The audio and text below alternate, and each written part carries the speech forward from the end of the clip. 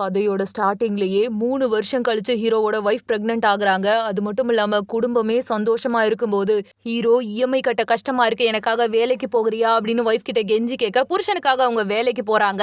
எல்லாம் நல்லா போயிட்டு இருக்கும்போது பெருசா இடி இடிக்கிற மாதிரி ஹீரோயினோட போட்டோ ஒண்ண ஆஃப் பண்ணி 18+ குரூப்ல போட்டிருக்காங்க.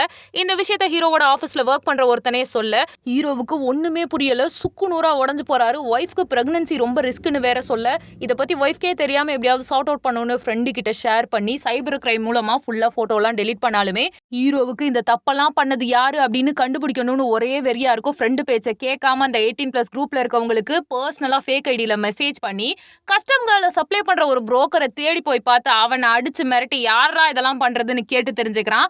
அது மட்டும் இல்லாம ஹீரோயினுக்கு இந்த உண்மை எல்லாம் முன்னாடியே தெரிஞ்சிருக்கும் போல. தயவு செஞ்சு இதை விட்டுரு, உனக்கும் தெரியும் எனக்கும் தெரியும், இனிமே இதை பத்தி பேசாதன்னு ப்ராமிஸ் வாங்கிட்டாலுமே ஹீரோயின் ரோட்ல போறவன் வரவன்லாம் வம்பளுக்குறது ஹீரோவுக்கு கடுப்பாகுது.